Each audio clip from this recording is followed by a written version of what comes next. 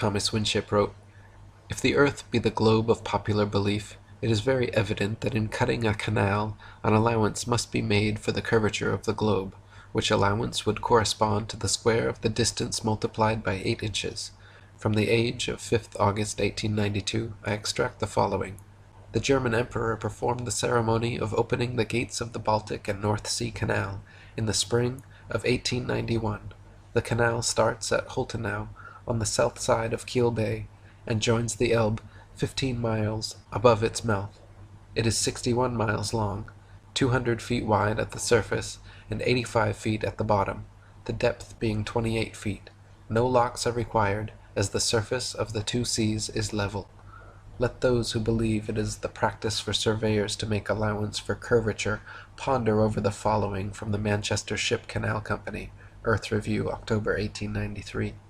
It is customary in railway and canal constructions for all levels to be referred to a datum which is nominally horizontal and is so shown on all sections.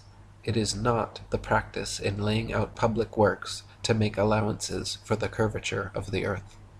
The London and North Western Railway forms a straight line 180 miles long between London and Liverpool.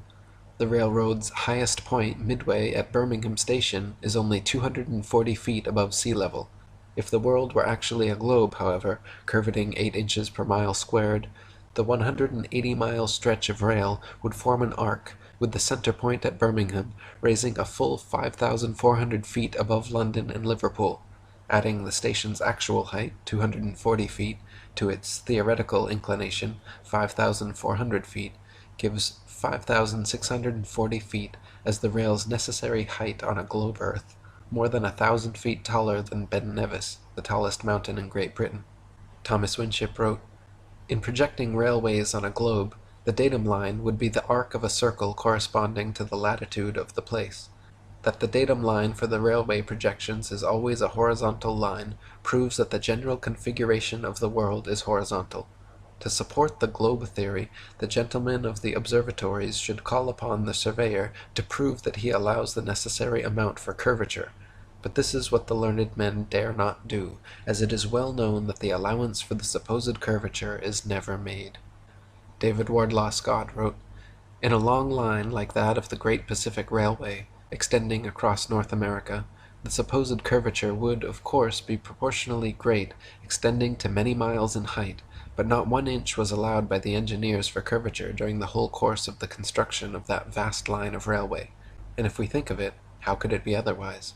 All railway metals must of necessity be straight, for how could any engine or carriage run with safety on a convex surface?" J.C. Bourne, in his book The History of the Great Western Railway, stated that the entire original English railroad, more than 118 miles long, that the whole line with the exception of the inclined planes, may be regarded practically as level. The British Parliament session in 1862 that approved its construction recorded in Order No. 44 for the proposed railway that "the section be drawn to the same horizontal scale as the plan, and to a vertical scale of not less than 1 inch to every 100 feet, and shall show the surface of the ground marked on the plan, the intended level of the proposed work, the height of every embankment, and the depth of every cutting, and a datum horizontal line which shall be the same throughout the whole length of the work." Thomas Winship wrote, 118 miles of level railway, and yet the surface on which it is projected a globe? Impossible. It cannot be. Early in 1898 I met a Mr. Hughes, chief officer of the steamer City of Lincoln. This gentleman told me he had projected thousands of miles of level railway in South America, and never heard of any allowance for curvature being made. On one occasion he surveyed over 1,000 miles of railway, which was a perfect straight line all the way. It is well known that in the Argentine Republic and other parts of South America there are railways thousands of miles long, without curve or gradient. In projecting railways, the world is acknowledged to be a plane, and if it were a globe, the rules of projection have yet to be discovered. Level railways prove a level world, to the utter confusion of the globular school of impractical men with high salaries and little brains.